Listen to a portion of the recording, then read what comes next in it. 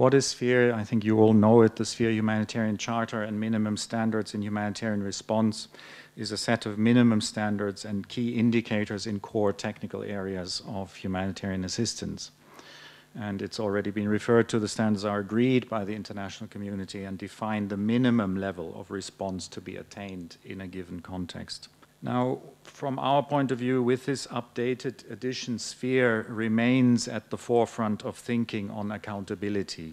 We appreciate that SPHERE is useful as key input or a basis for dialogue with, I'm not sure we can still call them new actors, other actors in humanitarian response, which are not necessarily driven by the humanitarian imperative. I'm of course thinking of the military and the private sector as examples.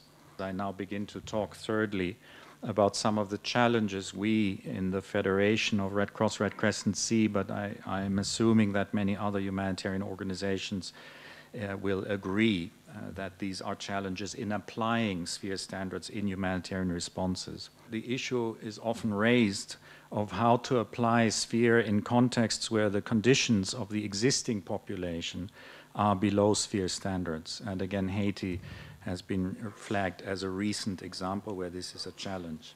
It is not always easy to meet the standards of or specific indicators for many of the existing populations outside of the disaster area.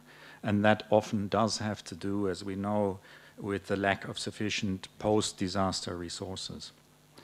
Let me stay with the example of shelter to further illustrate this point. Meeting the indicator as an example for the initial minimum covered area, which is 3.5 square meters per person. As in the case of post-earthquake Haiti, there may simply be physically insufficient space to meet this indicator for all households, or the quantity of tarpaulins or other materials may also be insufficient to meet the indicator for all of the affected population.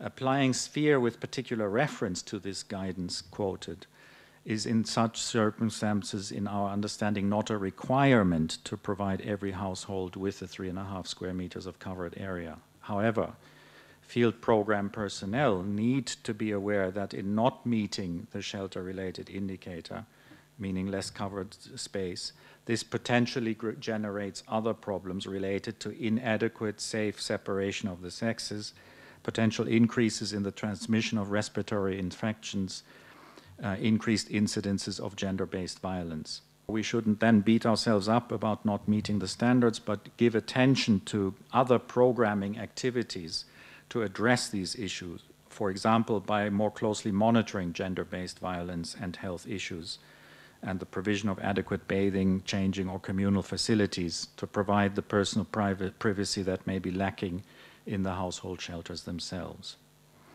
What this also highlights, I think, is the need to look at response in a more integrated manner rather than just through a sector lens. Two more quick challenges. One is funding constraints, and this is often, of course, applicable to small-scale disasters or forgotten emergencies which do not attract sufficient media and donor attention.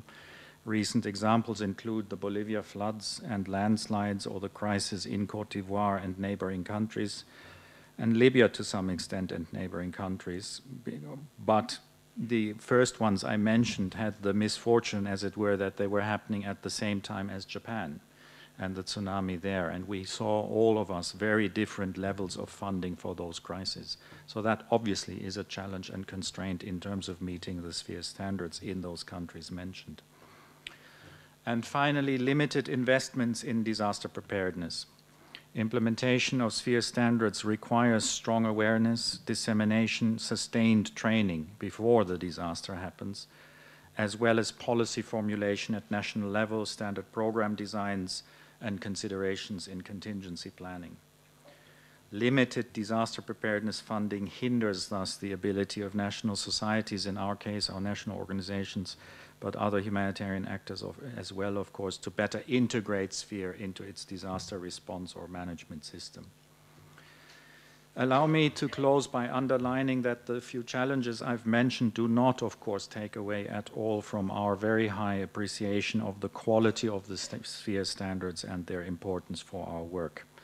We are committed in the Red Cross, Red Crescent to applying them as best as we can, and urge all other humanitarian actors, present and not present, to do likewise for the benefit of vulnerable people in need of support. Thank you for your attention.